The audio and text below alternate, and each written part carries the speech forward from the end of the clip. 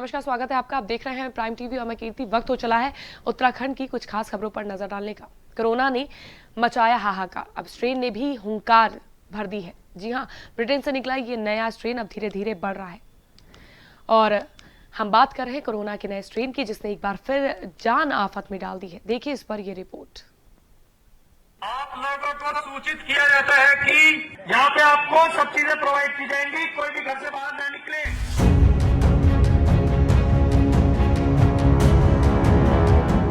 Corona के कोहराम ने लोगों को डराया। अब नए स्ट्रेन से पूरा विश्व घबराया।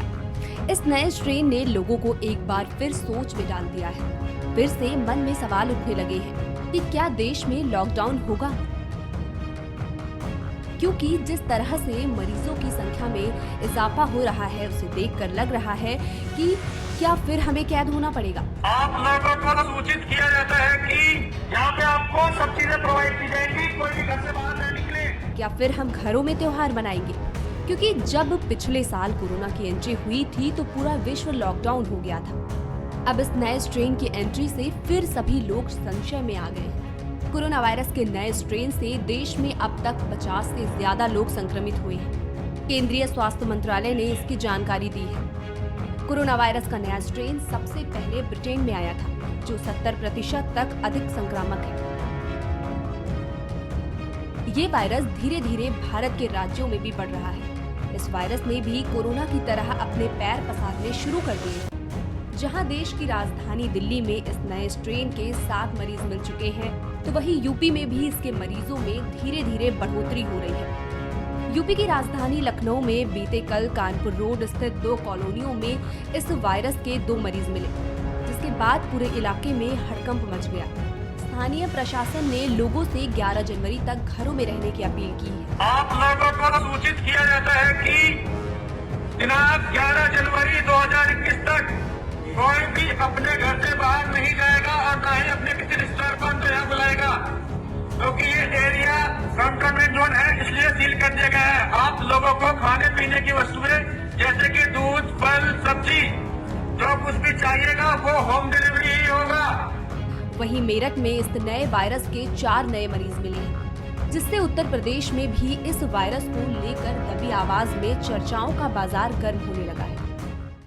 बीजेपी प्रदेश अध्यक्ष बंशीधर भगत द्वारा जनसभा के दौरान कांग्रेस की वरिष्ठ नेता और सदन में नेता प्रतिपक्ष इंदिरा हृदयेश के ऊपर की गई अभद्र टिप्पणी को लेकर यूथ कांग्रेस पूरी तरह से हमलावर दिख रही है। बुद्ध पार्क में यूथ कांग्रेस ने बीजेपी प्रदेश अध्यक्ष बंशीधर भगत का पुतला फूंकते हुए जमकर नारेबाजी की। इस दौरान यूथ कांग्रेस प्रदेश उपाध्यक्ष गुरप्रीत प्रिंस का कहना है कि बीजेपी का चरित्र सबके सामने आ गया है। उनकी पार्टी के नेताओं को महिलाओं की इज्जत करनी नहीं आती है, इसलिए उनके प्रदेश अध्यक्ष बंशीधर भगत ने राज्य की सबसे वरिष्ठ नेता इंदिरा हृदयेश के लिए अभद्र टिप्पणी की, जिसकी कड़ी शब्दों में निंदा होनी चाहिए।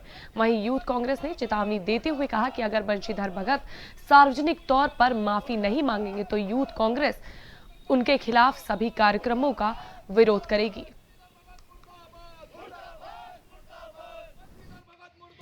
हमारे आज जो पुतला दहन किया अभी कुछ देर पहले सोशल मीडिया के माध्यम से ज्ञात हुआ कि आज भीमताल में भाजपा पार्टी की बैठक हुई थी। उस बैठक में भाजपा के प्रदेश अध्यक्ष बंशीधर भगत जी ने माननीय नेता परिषद डॉक्टर इंदिरा हृदयेश जी के खिलाफ आपत्तिजनक बयानबाजी करी है।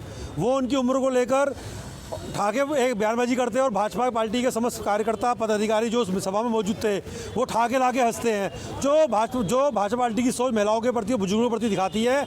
इसी को लेकर आपने आज भाजपा प्रदेश अध्यक्ष का पुतला दहन किया है और हम भाजपा प्रदेश अध्यक्ष को एक खुला चैलेंज करते हैं। अगर वो अपने आप को युवा समझते हैं और ज्ञानी समझते हैं तो वो माननीय नेता प्रतिपक्ष के खिलाफ अगर हल्द्वानी से चुनाव लड़े, उनको दूध का दूध और पानी का पानी पता लग जाएगा। उनको पता लग जाएगा कि हल्द्वानी की जनता डॉक्टर इंदिरा हृदयेश जी से कितना प्रेम करती है।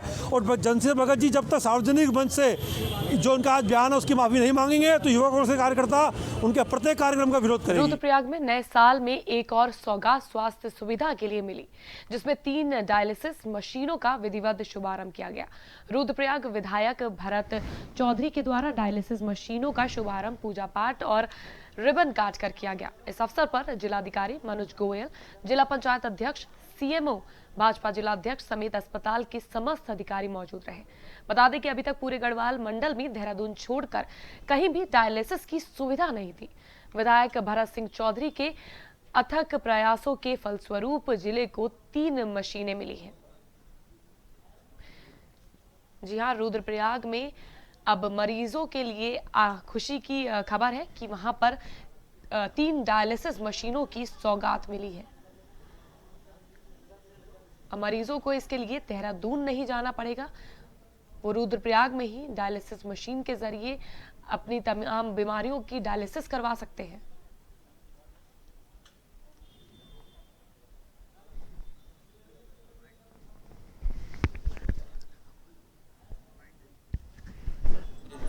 दरअसल में ये मशीनें हमें gas authority of India limited के सौजन्य से CSR मद में प्राप्त हुई थी, लेकिन कोविड के चलते इनको स्थान की कमी होने के कारण इनको शुरू नहीं कर पा रहे थे। और अब जबकि यहाँ पे आयुष विभाग का अपना भवन बन करके तैयार है, उन्होंने शुरू कर लिया है, तो वहाँ पे इन मशीनों को आज विधिवत शुरू कर दिया गया है। सहसपुर विधानसभा के शक्ति केंद्रों पर बीजेपी के वरिष्ठ पदाधिकारियों द्वारा बूथ स्तर के कार्यकर्ताओं के साथ विशेष बैठक की गई। पार्टी द्वारा शक्ति केंद्रों पर जाकर बूथ के कार्यकर्ताओं को प्रदेश सरकार द्वारा चलाए जा रहे योजनाओं के बारे में जानकारी साझा करी गई। वहीं विकास कार्यक्रम, महत्वाकांक्षी योजना की जानकारी आम जनता तक पहुंचाने के साथ पार्टी को और अधिक मजबूत बनाने की कोशिश भी की जा रही है। विकास नगर में शक्ति केंद्रों पर बीजेपी के वरिष्ठ पदाधिकारियों द्वारा बूथ स्तर के कार्यकर्ताओं के साथ विशेष बैठक की गई। पार्टी द्वारा शक्ति केंद्रों पर जाकर बूथ के कार्यकर्ताओं को प्रदेश सरकार द्वारा चलाई जा रही योजनाओं के बारे में अवगत कराया गया। वहीं विकास कार्यक्रम, महत्वाकांक्षी योजना की जानकारी आम जनता तक पहुंचाने के साथ पार्टी को और अधिक मजबूत बनाने की कोशिश भी की जा रही है।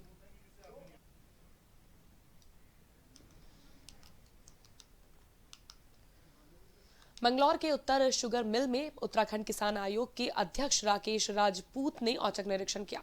औचक निरीक्षण के दौरान शुगर मिल में शौचालय सहित पानी की सुविधा को लेकर कई खामियां मिली। किसान आयोग के अध्यक्ष राकेश राजपूत ने सभी खामियों को दुरुस्त करने के लिए शुगर मिल अधिकारियों को आदेश दिए। वहीं दिल्ली में कृषि बिल के विरोध में हो रहे धरने को लेकर कहा कि किसानों के धरने को वामपंथियों का समर्थन है। शुगर मिल में मिली खामियों को लेकर उत्तराखंड किसान आयोग के अध्यक्ष राकेश राजपूत ने औचक निरीक्षण किया। वहीं इस दौरान मिली खामियों के लेकर उन्होंने सभी को दिशा निर्देश दिए। साथ ही साथ उन्होंने शुगर मिल अधिकारियों को यह आदेश भी दिए हैं कि दिल्ली में कृषि कानूनों के विरोध में हो रहे धरने को लेकर कि किसानों के धरने को वामपंथियों का समर्थन मिला है। देखो, एक तो हमने कहा कि मिल का जो यार्ड होता है उसमें किसानों की सुविधाओं को लेकर सारी सुविधाएं पर्याप्त मात्रा में रहनी चाहिए। और इसमें सबसे बड़ी खामी है कि पूरे भारतवर्ष में भारत सरकार के द्वारा स्वच्छता अभियान चल रहा है और उसी में ही यहाँ पे शौचालय नहीं पाए गए, और शौचालय अगर है भी तो वो बहुत बदतर स्थिति में है। इसलिए मैंने कहा भी है कि तुरंत इस शौचालय का एक अच्छा निर्माण हो, जिससे कि यहाँ के किसानों को शौचालय की व्यवस्था अच्छी तरह से मिल जाए और स्वच्छता अभियान को, जो स्वच्छता अभियान देश में चल रहा है। मां यमुना रक्षक संघ ने उप जिलाधिकारी विकासनगर के माध्यम से प्रधानमंत्री को एक ज्ञापन भेजा है, जिसमें कहा गया है कि किसानों के आंदोलन को कई दिन हो चुके हैं। देश का अन्नदाता किसान बारिश सर्दी में खुले आसमान के नीचे आंदोलनरत है। प्रधानमंत्री से निवेदन है कि अन्नदाता की मांगों को अपनी सूझबूझ का परिचय देते हुए स्वामीनाथन आयोग की रिपोर्ट के आधार पर कृषि कानून बनाया जाए। कृषि में प्रयोग होने वाले उपकरण, बीज, खाद आदि को किसानों को अधिकतम सब्सिडी प्रदान करके किसानों को उपलब्ध कराई जाए। वाराणसी में एसडीएम के माध्यम से पीएम को ज्ञापन सौंपा गया। बता दें कि मां यमुना रक्षक संघ के उप जिलाधिकारी विकासनगर के माध्यम से प्रधानमंत्री को ये ज्ञापन सौंपा गया है, जिसमें कहा गया है कि किसानों के आंदोलन को कई दिन बीत चुके हैं और इस कड़ाके की ठंड में किसान आंदोलनरत हैं और किसान तमाम चीज़ों के मद्देनजर आंदोलन कर रहे हैं। वहीं प्रधानमंत्री से उन्होंने निवेदन किया है कि अन्नदाताओं की मांग को वो अपने सूझबूझ का परिचय देते हुए स्वामीनाथन आयोग की रिपोर्ट के आधार पर कृषि कानून बिल को सही करें और नए तरीके से कृषि कानून में प्रयोग होने वाले उपकरण जिस तरह से बीज, खाद आदि को किसानों को अधिकतम सब्सिडी प्रदान करें।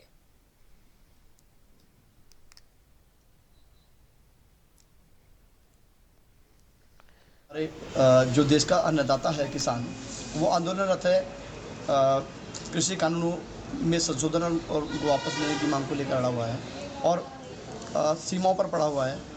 आज स्थिति यह है कि मैं सुबह एक वीडियो देख रहा था, वीडियो में देखा कि वास्तव में हमारा अन्नदाता बड़ी परेशानी में है इस समय, क्योंकि बारिश भी पड़ रही है और काफ़ी ठंड है और कई जो किसान हैं, हमारे बुजुर्ग किसान जो है उनकी मौत भी शहीद हो चुके हैं किसी आंदोलन में। तो आज मेरे द्वारा, हमारे संगठन के द्वारा जो है एक ज्ञापन प्रेषित किया गया, माननीय प्रधानमंत्री जी से कहा गया कि आप देश ही नहीं अपितु विदेशों में भी आपकी वाटफटदार जो है लक्षण प्रतिभा के चलते जो है हमारे देश का नाम। हरिद्वार में मौसम ने अपनी करवट बदल ली है। रुक रुक कर लगातार हल्की बारिश हो रही है, जिसने किसानों की चिंता बढ़ा दी है। आसमान में छाए काले घने बादलों के कारण किसानों के दिलों में कहीं ना कहीं डर है कि होने वाली बारिश में ओलावृष्टि ना हो जाए। अगर इस बारिश में ओलावृष्टि होती है तो गेहूं की फसलों को भारी नुकसान होगा और अगर अब ओलावृष्टि हो जाती है तो गेहूं की फसलों को नुकसान होने की संभावना ज्यादा बढ़ जाएगी। वहीं बारिश के साथ हल्की हवा चलने से ठंड भी बढ़ गई है। बारिश के साथ ओलावृष्टि होने की संभावना से किसानों के मन में डर पैदा हो गया है, जिसके चलते उनकी गेहूं की फसलें बर्बाद हो सकती है, जिसके मद्देनजर रखते हुए किसानों के मन में काफ़ी ज़्यादा खौफ है कि कहीं बारिश के साथ ओलावृष्टि ना हो जाए, जिसके चलते उनकी तमाम जो गेहूं की फसलें हैं उनको काफ़ी हद तक नुकसान होने की संभावना है। वहीं बारिश के साथ हल्की हवा के चलने से ठंड भी और ज़्यादा बढ़ गई है। हल्द्वानी में श्री राम जन्मभूमि अयोध्या में भगवान राम के भव्य मंदिर निर्माण को लेकर सहयोग अभियान चलाया जा रहा है। केंद्रीय प्रबंधक समिति के सदस्य दिनेश ने बताया कि अभियान 15 जनवरी से प्रारंभ होकर 5 फरवरी तक चलेगा। कूपन के माध्यम से धनराशि एकत्र कर बैंक में डाली जाएगी। हल्द्वानी में कुमाऊं संभाग कार्यालय का शुभारंभ किया गया है, जिसमें कुमाऊं क्षेत्र के ग्रामीण इलाकों में सहयोग राशि एकत्रित कर व्यापक अभियान की मॉनिटरिंग की जाएगी।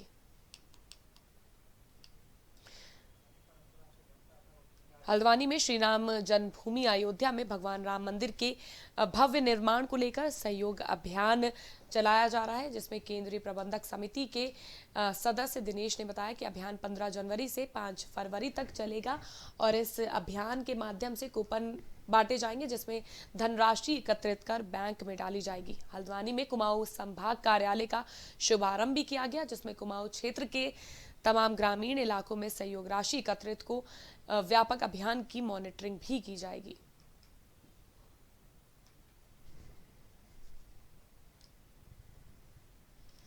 उत्तराखंड में 15 जनवरी से 5 फरवरी तक का अभियान है। 14,500 गांव जाने की योजना, 24 लाख परिवारों तक जाने की योजना। इस समय की अवधि में यह लक्ष्य पूरा करेंगे और उसके बाद जो बचे कुचे गांव होंगे उनको भी हम बाद में संपर्क करके जन जन तक राम के विषय को, राम जन्मभूमि पर मंदिर निर्माण हो रहा है, ये केवल राम जन्मभूमि पर मंदिर, राम का मंदिर नहीं तो राष्ट्र निर्माण का मंदिर है। सबके मन में राम का मंदिर निर्माण हो यह भाव जगाएंगे और उनसे धन संग्रह नहीं, निधि समर्पण जो भी वो देंगे उसको लेंगे। 10 रुपये, 100 रुपये, 1000 रुपये और उसके ऊपर रसीद की व्यवस्थाएं। आसपास की जो भी 3 bank, Punjab national bank, state bank और बैंक ऑफ बड़ौदा जो भी होंगी, ये 3 बैंक इस अभियान के धन के लिए व्यवस्था की है। जितना दिन भर में होगा पास की बैंक की व्यवस्था में जाएगा, तुरंत वहाँ पहुँच जाएगा। इस प्रकार की सब व्यवस्था की है। एसएसपी उधम सिंह द्वारा नशे के खिलाफ अभियान चलाया जा रहा है। अभियान के अंतर्गत स्थानीय और बाहरी अपराधियों के खिलाफ ये अभियान चलाया जा रहा है, जिसके अंतर्गत सितारगंज क्षेत्र के नशेड़ियों को कोतवाली बुलाकर पुलिस ने सभी नशेड़ियों को समझाया ताकि क्षेत्र को नशा और अपराध मुक्त किया जा सके। वहीं कोतवाल सलाउद्दीन ने बताया कि क्षेत्र के नशेड़ियों को चिन्हित कर कोतवाली बुलाया गया और सभी को समझाया गया कि नशे को छोड़ दे और अपराध से दूर रहे ताकि क्षेत्र को नशा और अपराध मुक्त किया जा सके। नशे और नशेड़ियों के खिलाफ सितारगंज पुलिस ने यह अभियान चलाया, जिसके अंतर्गत उन्होंने तमाम अपराधियों और नशेड़ियों को थाने बुलाकर उन्हें समझाने की कोशिश की कि वो नशा छोड़ दे, साथ ही साथ अपराध से भी वो दूर हो जाए, जिसके चलते क्षेत्र को नशा और अपराध मुक्त बनाया जा सके। आपके निर्देशन में एक नशा विरोधी अभियान चलाया गया और अपराधियों के खिलाफ स्थानीय संदिग्ध और बाहरी संदिग्ध, तो हमारे जो नशेड़ी भंगेड़ी गजेड़ी हैं उनको एक लाकर तस्दीक करके उन्हें चिन्हित करके उन्हें लाकर समझाया गया है कि वो नशा छोड़ें और क्राइम से दूर रहें, तो एक मुहिम के तहत, ताकि हमारा क्षेत्र जो है अपराध से मुक्त हो जाए। उत्तराखंड में खनन माफिया धड़ल्ले से खनन को अंजाम दे रहे हैं। बता दें कि टिहरी गढ़वाल के देवप्रयाग विधानसभा के कीर्ति नगर ब्लॉक के पास खनन का पट्टा है, लेकिन सूर्यास्त होने के बावजूद खनन का काम जोरों पर चलता रहता है। जब वहीं इस संबंध में उप जिलाधिकारी आकांक्षा वर्मा को बताया गया, बावजूद इसके कोई कार्रवाई नहीं की गई, जिससे कहीं ना कहीं इस पर प्रशासन की मिलीभगत की बात भी सामने निकल कर आ रही है। प्रशासन की मिलीभगत के दौरान टिहरी में धड़ल्ले से खनन का काम किया जा रहा है। बता दें आपको कि टिहरी गढ़वाल के देवप्रयाग विधानसभा की कीर्तिनगर ब्लॉक के पास खनन का पट्टा है, जिसमें सूर्यास्त होने के बावजूद भी खनन का काम चलता रहता है। इसकी कई बार उप जिलाधिकारी आकांक्षा वर्मा से भी शिकायत की जा चुकी है, बावजूद इसके कोई कार्रवाई नहीं की, जिससे कहीं ना कहीं इस पर प्रशासन की मिलीभगत की बात भी सामने निकल कर आती है।